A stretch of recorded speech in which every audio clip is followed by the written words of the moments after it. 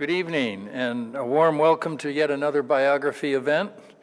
My name is Kai Bird, and I have the honor of serving as the director of the Leon Levy Center for Biography, a wholly unique institution hosted by the Graduate Center here at the City University of New York and founded by Shelby White and the Leon Levy Foundation in the year 2007. I want to thank Shelby for her steadfast support for the Biography Center. Specifically, I want to thank her for her recent rather incredible contribution of $10 million to our endowment fund, plus another pledge of up to $5 million in matching grants. So if any of you have a little change to spare, the Leon Levy Foundation will match your grant up to an amount of $5 million, and if you give us $1 million, we'll name one of the fellowships after you. Seriously. You can talk to me after this event to discuss this fabulous opportunity. Please note that our next event will be on Tuesday, October 29th at 6:30 p.m. when David Greenberg will discuss his new biography of John Lewis, which just garnered a front-page review last Sunday in the New York Times Book Review. Greenberg is a former Leon Levy Fellow, and he will be in conversation with yet another Leon Levy Fellow, Rachel Swarns. If you have not already done so, please register your email address on our website so that you can be notified of our future events. But tonight I am delighted to welcome Ellen Levy to discuss. Levy, okay. Right. Ellen Levy to discuss her biography of Ray Johnson, New York's most famous unknown artist. She will be in conversation with Deborah Solomon.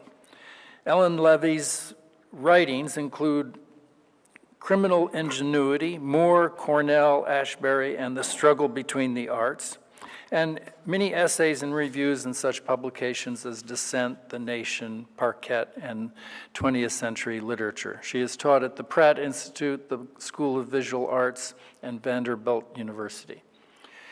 Deborah Solomon is an art critic, journalist, and biographer. She writes frequently for the New York Times and is currently at work on a full-scale biography of the artist Jasper Johns. Her books include Jackson Pollock, a biography, Utopia Parkway, the life and work of Joseph Cornell, and American Mirror, the life and art of Norman Rockwell. Solomon is a former Guggenheim Fellow in the field of biography. Her weekly interview column, Questions For, appeared in the New York Times Magazine from the year 2003 to 11. She has served as an art critic for the Wall Street Journal and WNYC Public Radio. Ellen and Deborah will be in conversation for about 40 minutes, and then they will take questions from our in-person audience. This event is being live streamed, so hello out there to our virtual audience. We will try to end this program after about 1 hour, and again, thanks to the Leon Levy Foundation for funding this and all our other events. Thank you, Deborah. I now turn the conversation over to you. Thank you so much for that generous introduction. Thank you, Kai. And Ellen Levy, not Levy, thank you for your beautiful book, which I think is incredibly special and personal as a biography. And the first thing that sets it apart is its title. It is called A Book About Ray. It's not called The Book About Ray. It's humbly called a book. And in that sense, it goes against other biographies, which often, in their titles, try to take up as much space as possible, which is fine. I have no objection to that.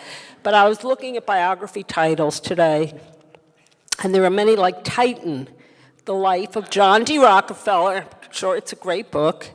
American Lion, Andrew Jackson in the White House.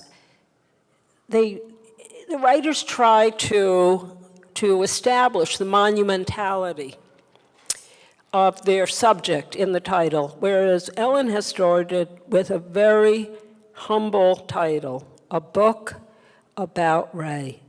And I think that tone continues throughout the whole book. That's one thing that sets it apart. I don't mean humility, but rather a kind of cheerful skepticism about biography itself. And you seem to be questioning in a very clever and stylish way throughout the book whether a biography of an artist can really amount to anything. So let's start by talking about that. So many people who I know in the art world really think that biography is completely irrelevant to understanding work. I have a friend, sorry to go on so long, but I'm going to wrap it up in a second. But a friend who, when she goes into galleries, refuses to know anything about the artist's life before she goes in. I don't want to know anything. I don't want to read the press release. Don't tell me. And I feel like the more you know about a life, the more you understand the work. So where are you on that scale between, let's say, hardcore formalism at one end, where you just want to see the work and not know anything about the life and let the work speak for itself, or at the other extreme is kind of a biographical, obsessive type personality, which just can't know enough about a life? Well, I mean, that's a fine and difficult question. I love reading artists' biographies. I only love artist biographies that tell me something about how the art got made. I find myself putting down artist biographies that, I mean, I feel that your Utopia Parkway is an ideal balance of life and art. Thank you. And I mean, it's one of my models. And even though my book is not like your book, you keep recurring to the art. You keep tying the stories you're telling to the making of the art. And this matters to me in reading, and I wanted it to matter in the writing of this. And also because Ray Johnson is in this phrase that is repeated in my book and was repeated every time people talk about him, New York's most famous unknown artist. One of the New York Times critic, Grace Gluck, called him that in 1965, and it just stuck. And it's because he has this funny way of appearing and disappearing, publicly, even personally. And this was his own doing in large part. And we can talk more about that, but his reputation as an artist is an underground cult reputation and has remained so through his life and has remained so in large part since his death.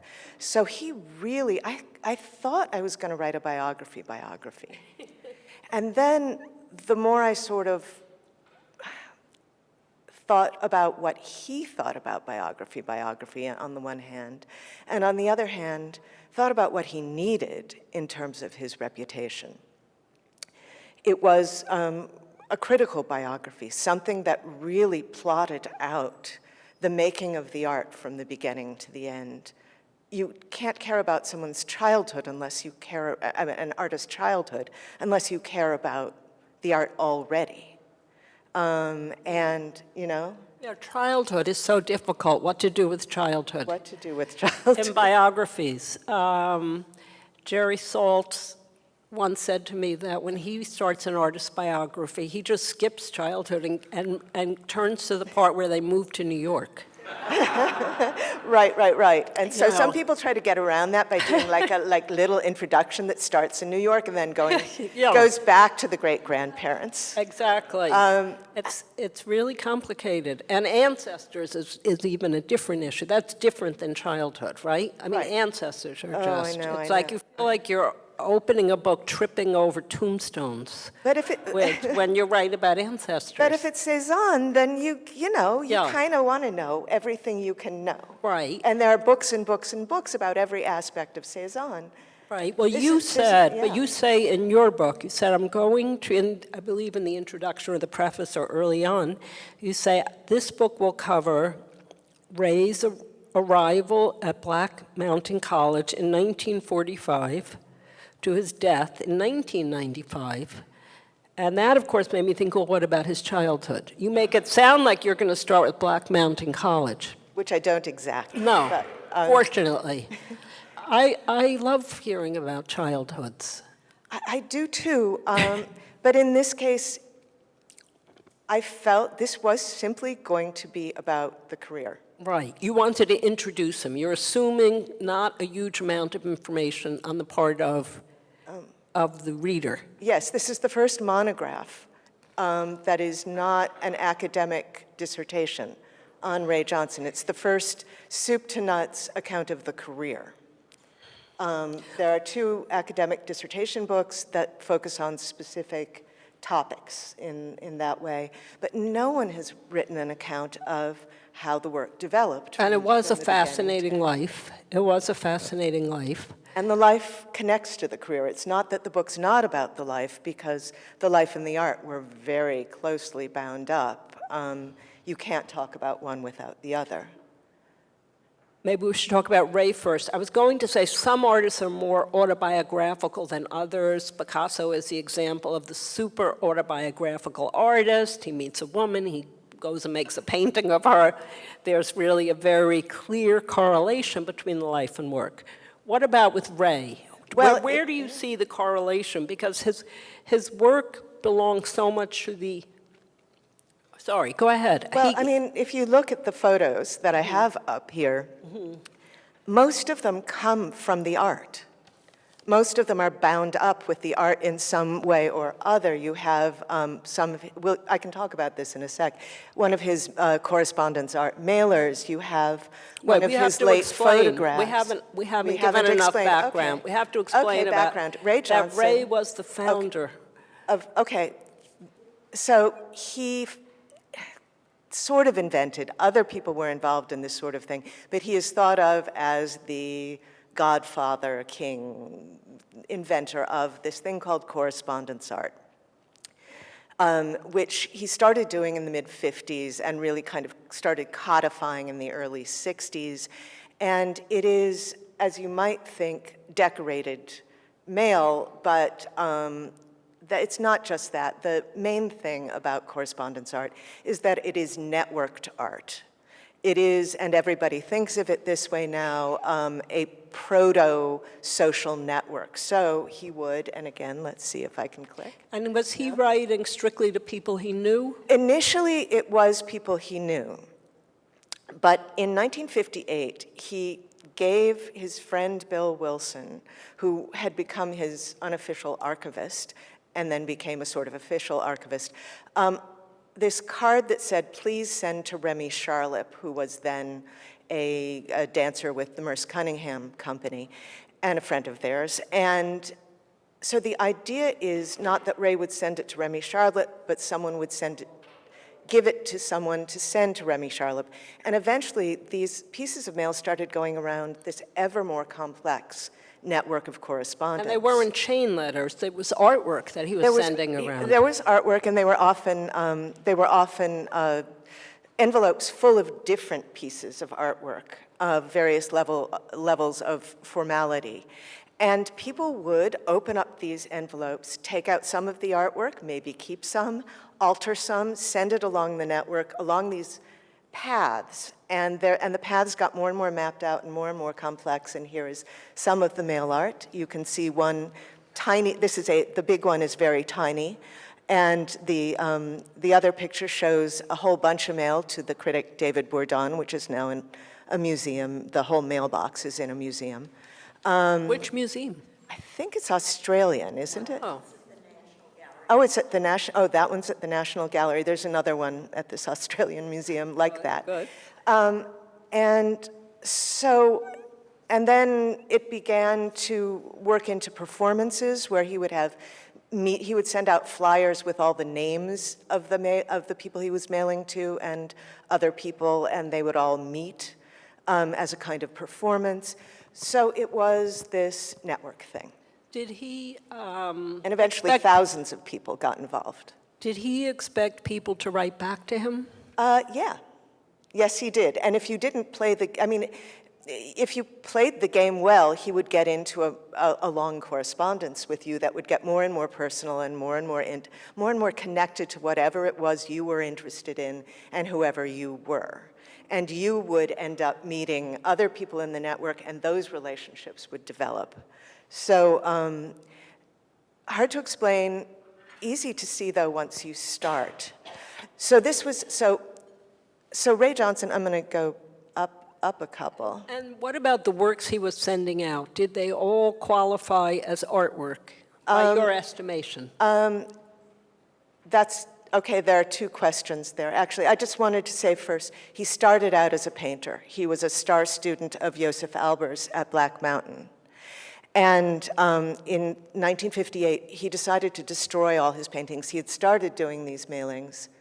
I'll go back to that. But he had started doing these mailings, and he just decided that was it for painting.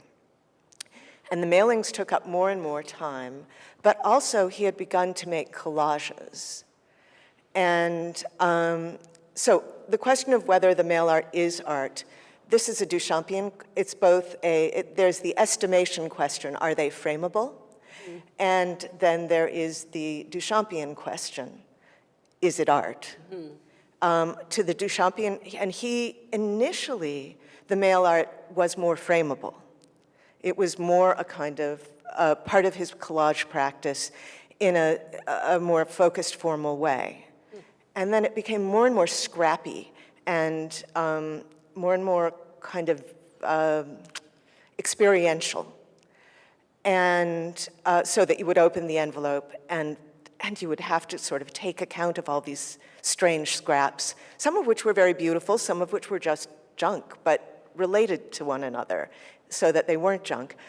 You'd have to put them together in your head and figure out what to do with them next. Individually, are the scraps art in my estimation as a lover of Cézanne? No. Are they visually compelling as you keep dealing with them? Yes. Mm-hmm. And he got more and more Duchampian about them. At a certain point in the 60s, he began using a rubber stamp that said, collage by Ray Johnson. And the more he used that stamp, the less formal the mail art got. So the more it was, this is art because I say it is. And he also had stamps that said, this is not a work of art, or this is funny, or this is not funny. So like that. And how would you, I think they're all art. Of course they're art. But Yeah. I'm just wondering, did he consider them all frameable, let's say? No, he did. No, that wasn't the goal. He absolutely did not consider them frameable. That was not the goal. The goal, in fact, if you sold Ray Johnson mail art and you were in the network, you were excommunicated. Oh, yeah. This was just not, the collages, which I'll show you in a sec, were for sale. That was the idea. They were for galleries, they were for collectors, they were for sale. This was communication. It was art, it was performance, it was objectal in a certain way. Didn't he send people collages occasionally? He did send people collages occasionally. Right. And he also had his mail art books, which were publications of a certain sort, which had a kind of graphic, they were graphics, and they had a kind of different physical presence. I see. But you still could not sell mail art. The collages that were frameable largely, except at the very beginning of this, he would give people, not send people.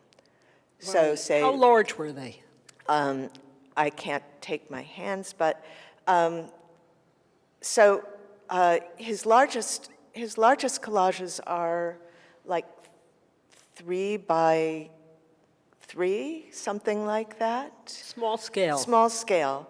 The mail art collages and the early collages are usually made on or with, sometimes with cuttings, the cardboard inserts that you use to fold shirts on in laundries. So, yeah, his lover, Richard Lippold, was the sort of person who had his shirts done at the laundry. Ray wasn't, but he would collect Lippold's cardboards and ask laundries for cardboards and use those. So that was sort of limited the scale of the early collages. And the mail art collages tend to be stuff you can hold in your hand, like that.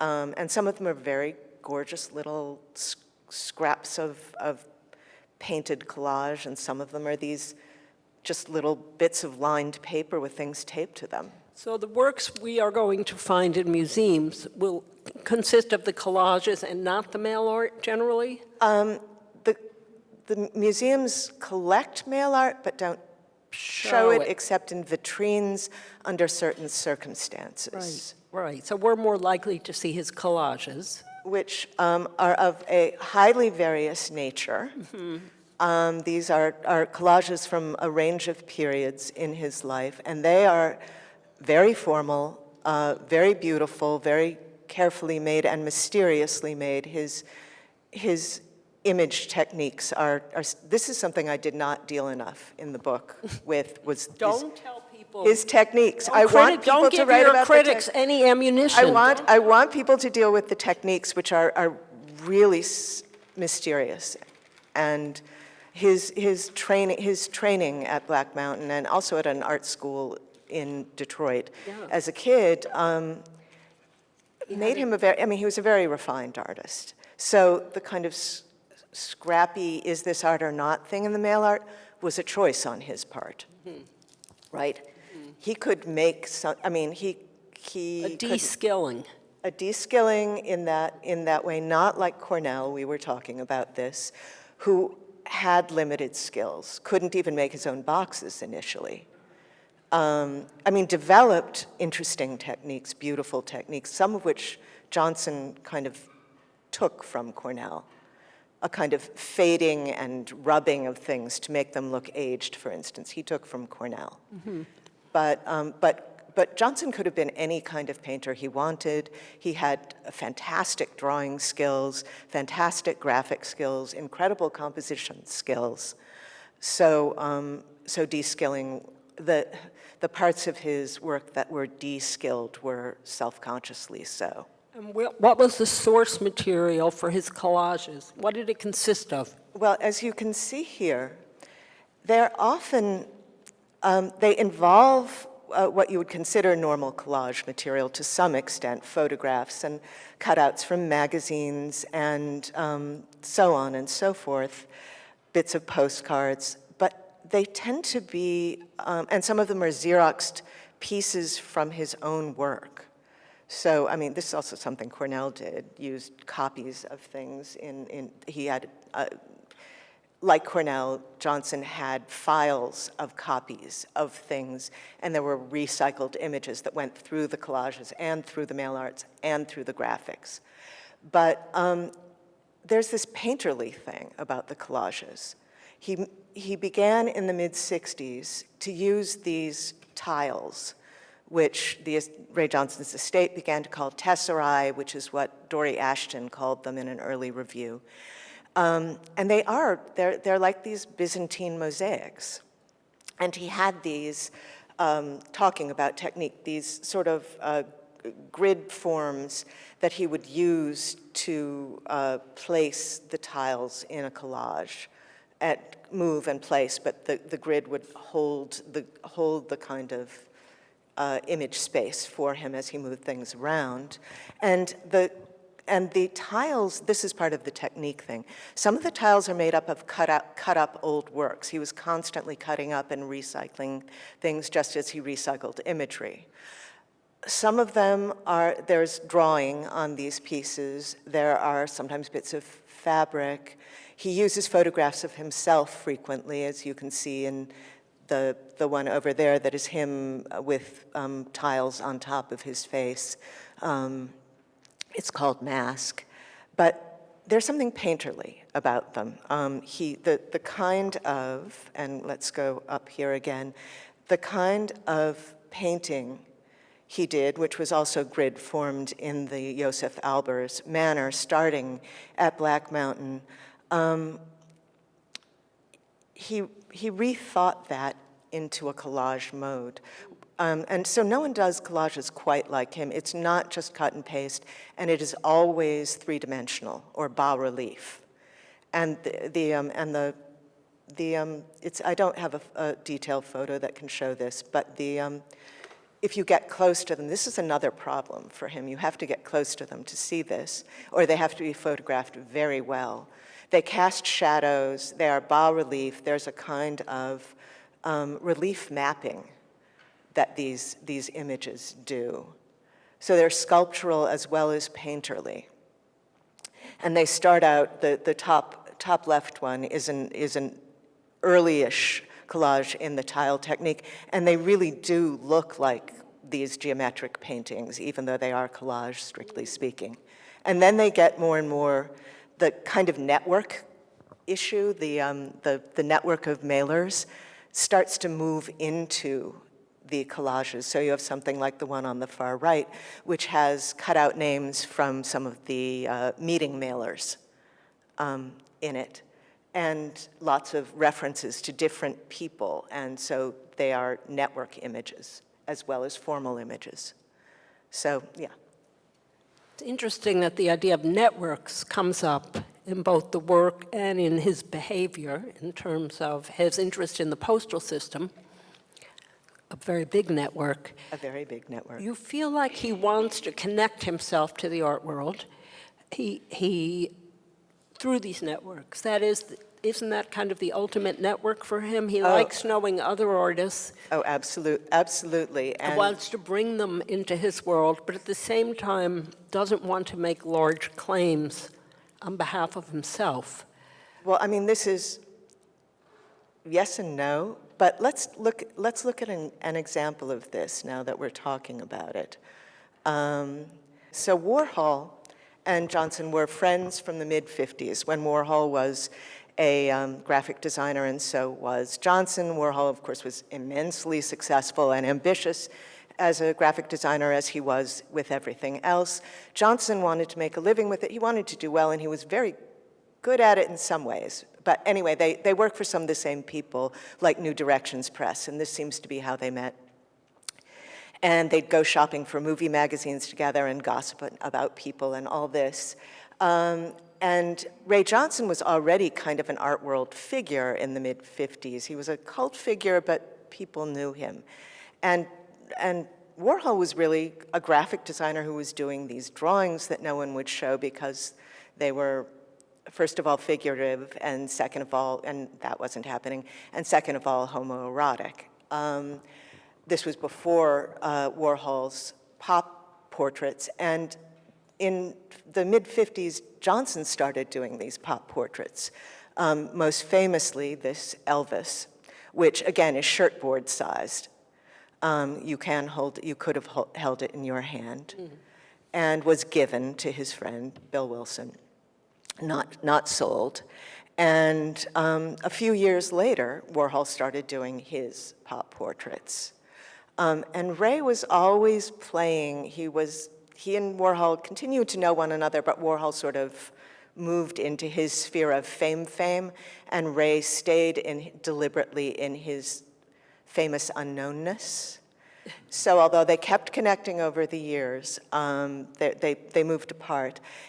You can see already, though, he's joking with this. Here's a scrap in the middle, and it is a photograph from the paper of a bunch of pop artists, including Warhol, in front of Warhol's most famous Unknown Men, which was at the World's Fair. And Ray Johnson has stamped this collage by Ray Johnson, as if he has collaged all these pop artists together, and they belong to him.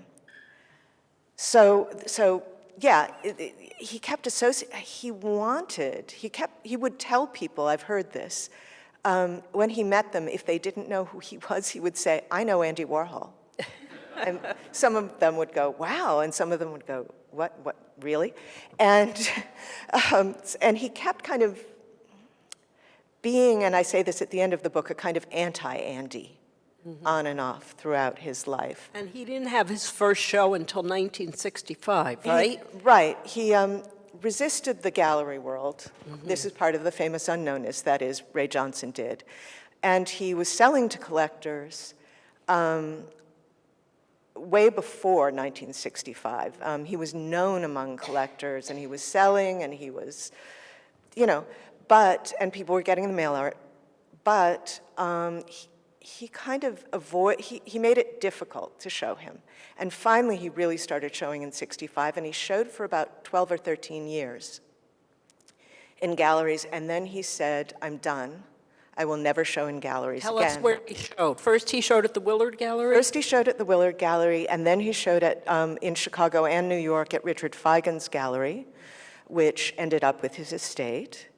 And then it was when he stopped after a few years with Feigen, and then there were a few shows in Europe, which he mostly didn't control.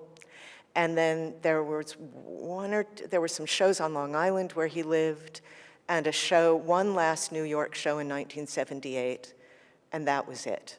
That was it. He just refused to show in galleries again, and he would be in some museum shows. There was one museum retrospective in there somewhere, and in a museum in Long Island, and he'd be in group shows. Some people would find stuff and put it in group shows, but he really, really withdrew from the exhibition space more and more until the end of his life in '95, and never stopped making art, and never stopped making interesting and beautiful art. Who were his greatest sources of critical support? Let's see. Well, Lawrence Alloway really loved the work and understood the work. Lawrence Alloway was for a little while a curator at the Guggenheim and then went back to his critical career. And he was someone who was an early theorist of networks and really, really got Ray and understood what the mail art was and what it could be.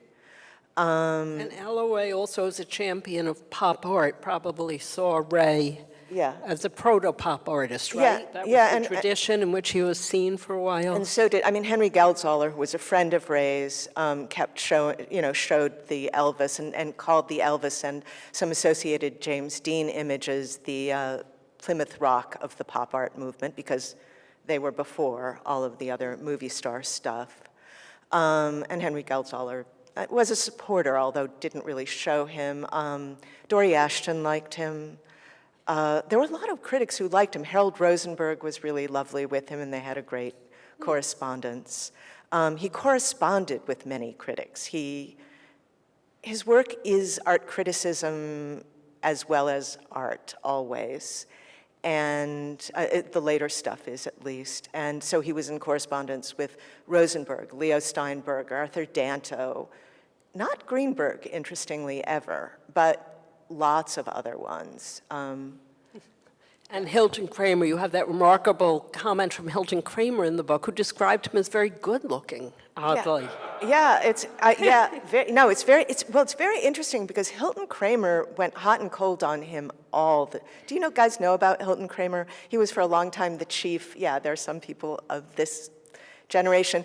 I remember this. He was the chief art critic for the Times for a long time, and he was very cranky and very hard on avant-garde work. And he liked getting Ray Johnson mail, but he said some very mean things about him as he did about everybody of that sort in reviews, and Johnson would mock him back. And call him Milton Kramer. Milton Kramer. Yes, yeah, they're really funny satirical things about Hilton Kramer in the art, on and off, all the way through. And then at the end, so Johnson committed suicide in 1995. And this is a long story. It was done as a kind of performance, people think, and got a lot of attention. For one moment, he was not famous unknown. He was famous. Everybody covered this story. And Hilton Kramer wrote about it in the New York Observer, I think. And he wrote this beautiful thing. It's in the book, which I don't have on hand. But it's a memoir of being young and knowing Ray Johnson when they were young and going to a party full of Black Mountain people, and how they were all connected to Cage and Albers and excited and young and ready to start their careers, and Ray was so beautiful and so alive, and yet he seemed like someone ready to withdraw from the world and end his life in this sort of, Chekhov's The Seagull way. So it's very funny. Kramer remembers him with in this piece after having been just rotten to him in all kinds of ways, remembers him with this beautiful nostalgia.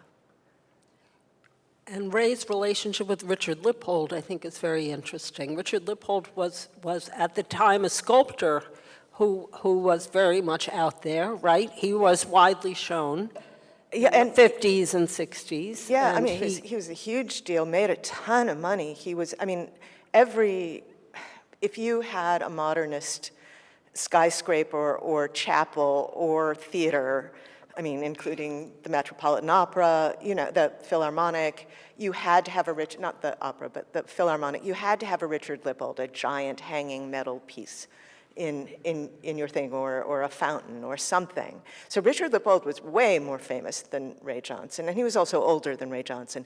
And there was one, I'm gonna And switch he was back. married Yeah. and had 2 daughters, right, or 3 At daughters. the time, he had a Later, son.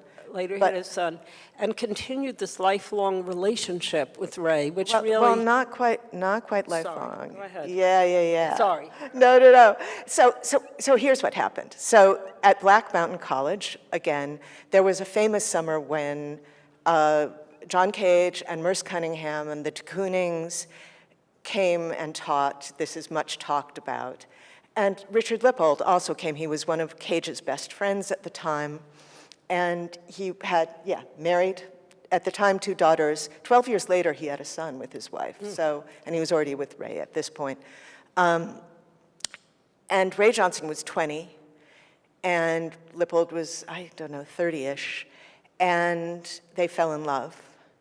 And Lippold had feelings about men, but this brought the feelings out. Maybe I don't know if he had had sex with men before, but this was a coming out for him. And for a bit, he left his wife, just a short while, and lived with Ray in Pennsylvania. And then they got a studio together while he was still living with his wife and kids in New York.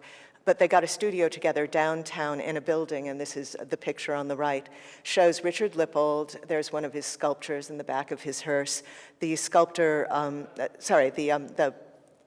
the composer Morton Feldman, and John Cage, and very baby-looking Ray Johnson. And they all lived in the same building on the Lower East Side. This is a kind of legendary moment for all of these artists. Richard owned the hearse. Owned the hearse. It was good for carting sculptures. And cheap. He got rich later. He was not rich then.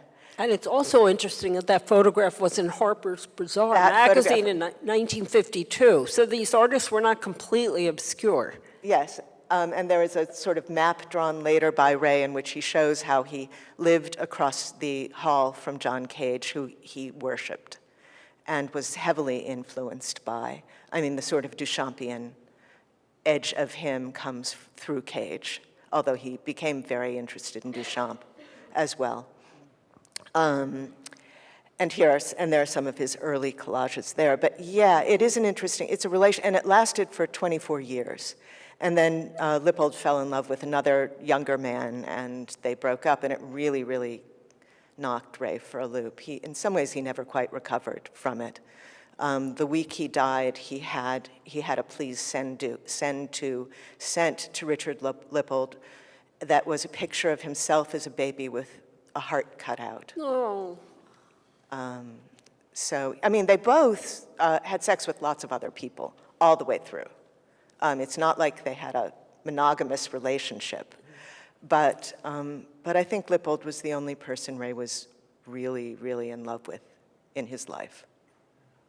And also Lippold supported him, I mean, emotionally, and I think this is not clear, but a little bit financially. Ray Johnson lived on nothing, really nothing.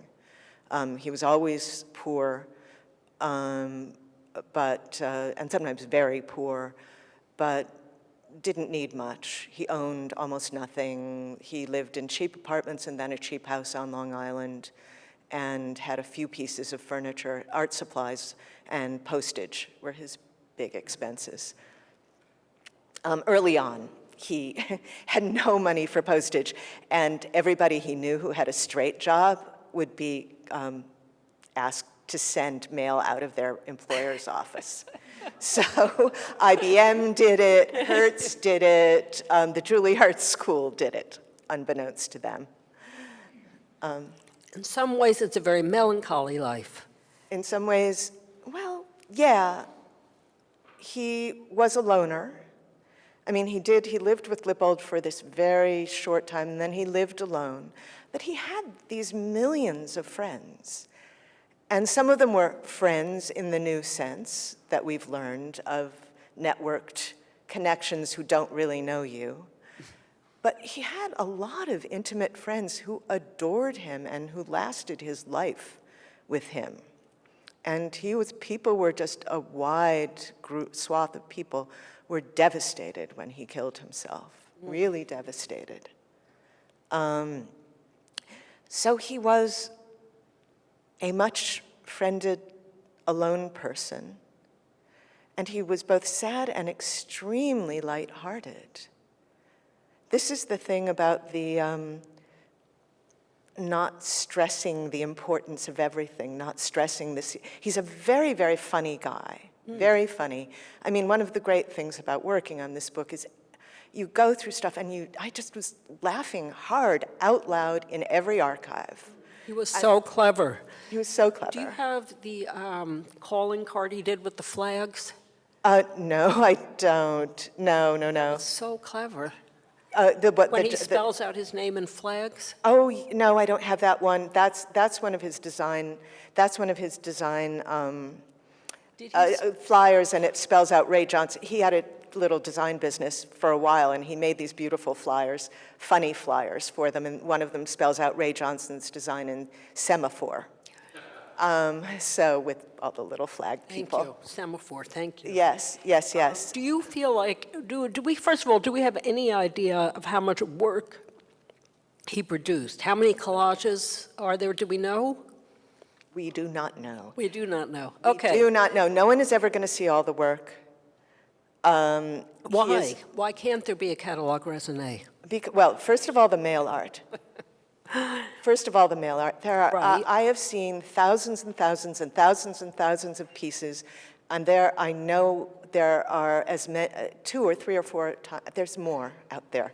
More and more and more and more and more. I know some of the ones I haven't seen, that I know there are boxes in somebody's basement attic. Okay, but if that's the case, then And then the collage was very prolific, and also because museums didn't collect them, they ended up with collectors all over the place. So there are a lot of great collages that have kind of disappeared, although some of them are being retraced. There was this period of, as I quickly referred to before, of his being shown in Italy in the early 70s. And Italian collectors bought a lot of his best collages from possibly his best period. And they really disappeared from sight, but they're beginning to resurface, and there is someone here working on a possible show of these collages, along with someone else not here, and we'll see how that goes. I was going to say, isn't Yeah. it important for somebody, or maybe it's not important, but I would think it is, for somebody to say, this is the Ray Johnson canon. These 100 works are his best works. I think it would be good to, I think it would be good to sort out key works. Let's say not best, but What's strong and What's key. wrong with the word the best? You're resisting that. That is key works, that's all I mean. Well, yes and no. Well, partly because Ray Johnson Yeah. would resist this. There's this phrase from Marianne Moore's poem I always think of. Marianne Moore was his favorite poet and mine. And this is part of how I got interested in him. But she has a poem called When I Buy Pictures. And she says, you shouldn't buy that which is great because something else is small. So this kind of best. Yeah, of course, he has much better collages, but also the standards by which he's judged are only beginning to emerge. So it's going to be hard to say what's best and why. Right. But But not there should- but there until should- you there- do that. but there will should- he be? Will his reputation No, be it's true, enlarged? but there should be 100 extra good and also key in terms of showing the development collages. And there is a book that may or may not come out this year, may come out next year, should come out soon, from Karma, the gallery of the collages, that has a really, I wouldn't say it chooses those 100, but it's a very good collection and has some of the very best ones. And they're, for their own publication program reasons, haven't brought it out yet, but it's kind of been ready to go for a while. That will be a limited edition, though, as Karma's things are. So their last Ray Johnson book sold out. The work is so vast that I feel like it's hard to get a grip on it. It very much is, and I mean, that's part of the book. I try to talk about key moments in the development so that when you look at any given Ray Johnson, you'll say, oh, that's that period, this is what he was thinking about in some broad sense. This was the absolutely core aim of the book.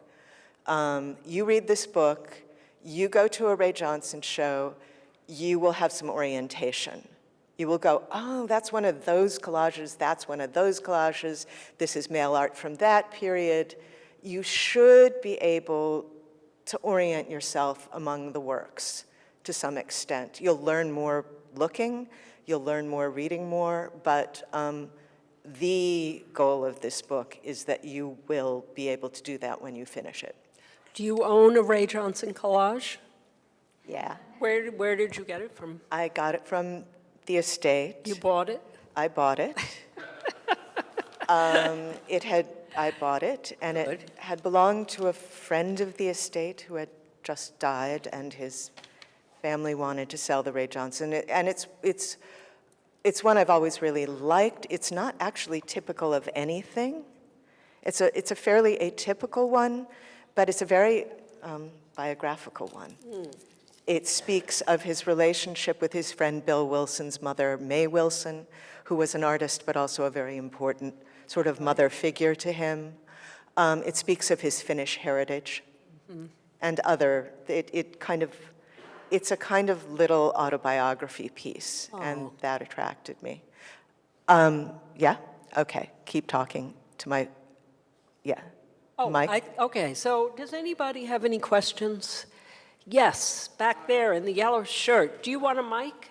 I've got a loud enough voice. I'm curious, how do you think Ray would respond to your work and the idea of building a catalog raisonné? Well, the catalog raisonné, the never-to-exist catalog raisonné, but, you know, he said many times in the mail, why isn't anyone writing a book about me? Oh.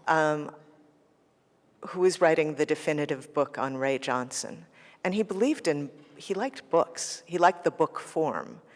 And a thing I'm happy about with this book is it's a kind of book object. It's meant to be read, it's meant to be entertaining, it's meant to be absorbing and educational, all that.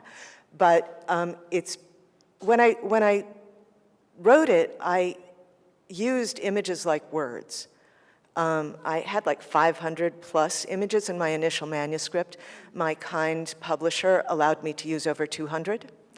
And the fantastic designer, Rosa Nussbaum of Studio Christopher Victor, that they got for me, that MIT got for me with a little extra help, did an incredible job of bringing the concept of the word and image mix alive. And I think he might have liked it. I mean, of course, he would have then hated it because he didn't have control over it. But, you know, I think he might have liked it as well as hated it. Yeah. So. Oh, yeah, sure. Oh, sure. He is, yeah, he's another Marianne Moore reference. Randall Jarrell called her Miss Facing Both Ways. And I think of him as Mr. Facing Both Ways. Yeah. It's interesting. I have a question for Yes, you. Thad. Did you, when you fell into sympathy with him, and Did you feel like you were violating his privacy by writing biographically or fulfilling a wish? Well, there's a rule, and I say this in my introduction. I had a rule, and this makes it not a biography in some sense. The rule is if it's not in the art, it's not in the book. That said, the art includes every piece of mail he ever sent, which gets you into a lot of the life and a lot of newsy stuff and personal stuff.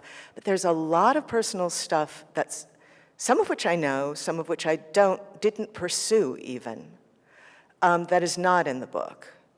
Because it is not in the art, it's not in the mail.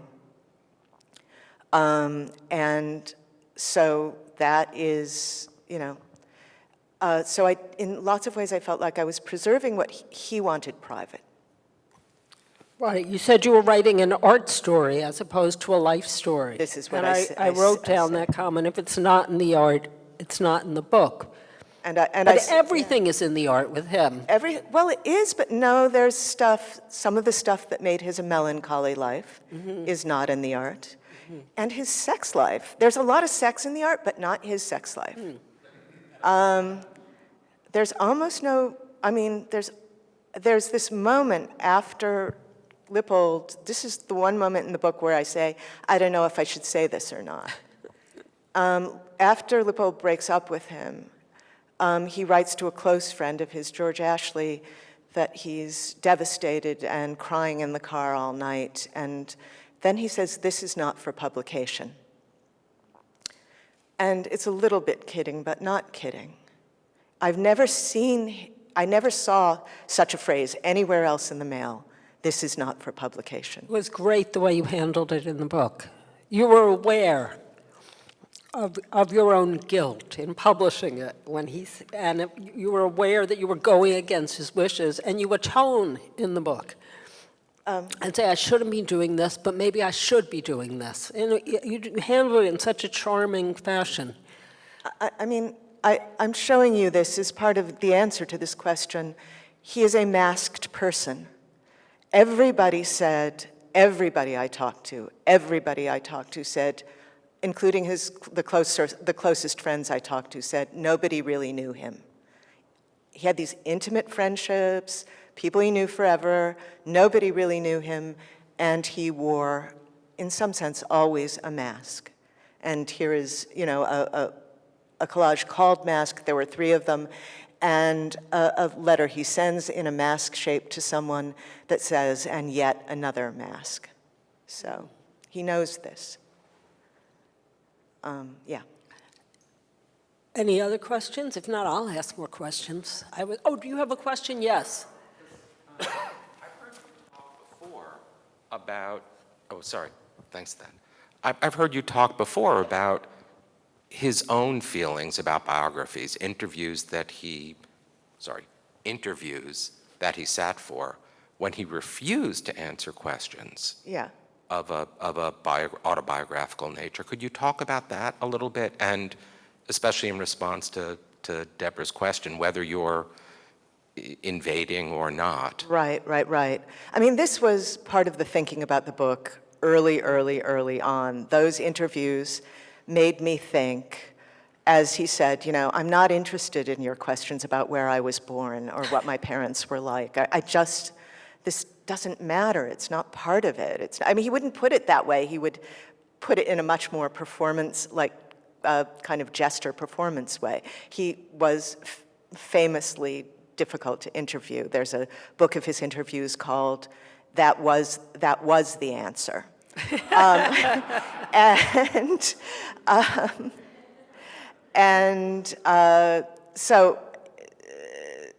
So I thought about this a lot, and it went into the structure of the book, too. Here's another image I wanted to show. This is a mailer he sent out. This is him as a baby, and the word chronology is written over the baby with the no in the middle of chronology pulled out. So, no chronology. Here's my childhood, no chronology, chronology. And it didn't mean, and I say this, and I do say this right out, it doesn't mean no chronology. It means a kind of collaged and recursive chronology. He was very recursive within his own art, so you'd get something about Warhol and it would come back and back and back, changed and changed and changed. Something about Johns that would come back and back and back, changed and changed and changed. He was friends with Johns too. But he did what I called a time loop-de-loop. It was never this happened, then that happened, then that happened, then that happened. He made you follow this looping path. So many of his friends became so vastly famous, more famous than possibly American artists had ever been. Absolutely. He knew Johns, he knew Rauschenberg, he knew Warhol, as you said, and he's mentioned in all these histories, and one always wants to know more, and that's why your book performs an incredible scholarly service, because now we have Ray's story too, along with all the other stories. He is always there, on the scene, mentioned. Very much. It's off to the side. But how do you think he felt about seeing, weirdly enough, everybody in his little, impoverished, subsisting on oatmeal-only group suddenly elevated into American media figures? Perfectly ambivalent, because he knew if someone could have done it for him behind his back and not told him and made him famous, he would have liked that. But he did everything he could not to be famous, and he knew they did everything they could to be famous. Was that part of his appeal for you? No, it was more that, no, not exactly. Although I do like people with weirdo reputations. But what I like is difficulty.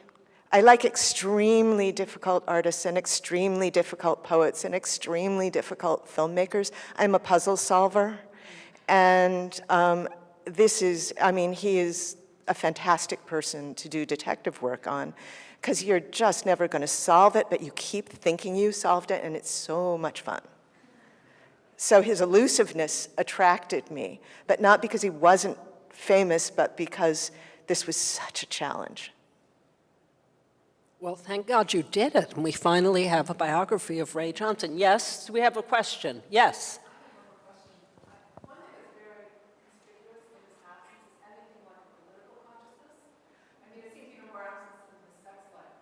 Oh, absolutely. Yeah. No, totally. Yeah. It's so, sorry?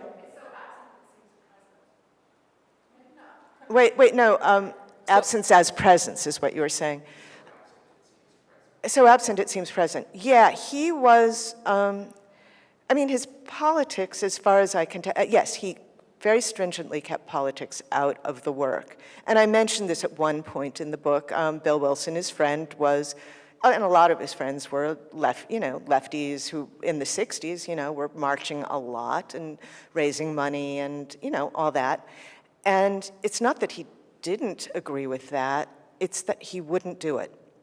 Somehow, and I'm not sure why, Bill Wilson asked him to go on a march once mistakenly, and he sent David Bourdon some pieces to send to Bill, one of these please send to on a trail, but a specific one, pictures of Marat. And references to, since David Bourdon was a David, to references to David's Marat, as well as other Marat references. So as if Bill were, the head shopping radical, and Ray was having none of it. John Cage was also shockingly apolitical. He thought marching was a big waste of time, and the protesting was a big waste of time, and everybody should just go home and write a poem. And there's something to be said for that. Yeah, but I was really surprised. I think that is one of his weaknesses, actually, as I look back at all of his brilliant writing. And John's very apolitical. Yeah. Also, he has his moments, and Ray. The one moment when Ray actually did get somewhat political in the mail, you can see it in the Mail, and it flashes through the late art, is AIDS. AIDS really, really. He was a gay man. He had many friends who died, and this starts showing up, and there are some mordant political mailings about AIDS in the mail stream. At that point, he can't. And he also there are funny things about his response to the Clarence Thomas hearings in the late mail, too. And Clarence Thomas shows up in some of his late work, partly because it's so louche. He finds it funny, but he also is angry about it. He found it awful. So I think John Ashbery is someone I've written about in this way, too. Ashbery was really attacked in the 60s for not having politics in the art, and he said, of course I agree with you, to all these lefty poets. Of course I agree with you on all these issues. This is not what poetry is for. That's not, you can say yes, you can say no to that, but it's a position. I'm not sure if that was Ray's position exactly, but yeah, it's missing. Well, that was very open-minded of you. I like that. It's acceptable or it's not acceptable. You're willing we said one more question. Oh, I'm sorry. Sorry. Sorry. Did we have another question? Someone was scratching their head? Okay, well, you want a second question? Follow-up. Okay. Would you consider him a disruptor? Oh yeah, sure. I mean, in the new break things and no. But was he disruptive? Yes, absolutely, and that was part. He, in that Duchampian way, in that Cagean way, in that he had great comedians' timing for making disruption into art. Yes, definitely. Well, one last question. Yes? Can you address his final performance when he committed suicide? Oh, so sad. Well, if you really want to think about this, the movie How to Draw a Bunny is the place to go, which treats this as the mystery of his life.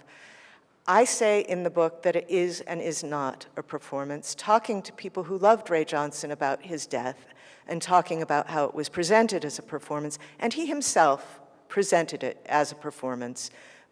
No time to go into this, but he left his house as a kind of installation and sent mailings and made calls that framed it as a performance. But when I talked to people who really loved him and really knew him, they said, this is so ugly to say. It's so painful to think of our beloved person as a performance.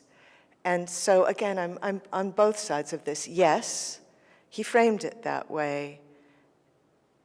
Should one think of it this way? No, absolutely not. Not. No. Yeah, so. I don't think so. Yeah, no, I find it inhumane to think of it that way. Right, So- right. Well, now we need to end on something a little more upbeat. Can't we go back to Clarence Thomas or something? He's so funny. And thank you on that note.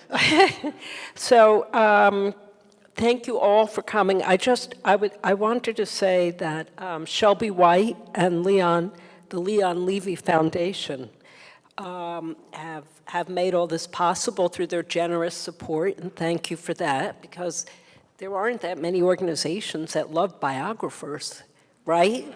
So we have to encourage them. And thank you all for coming and being such a good audience. Thanks.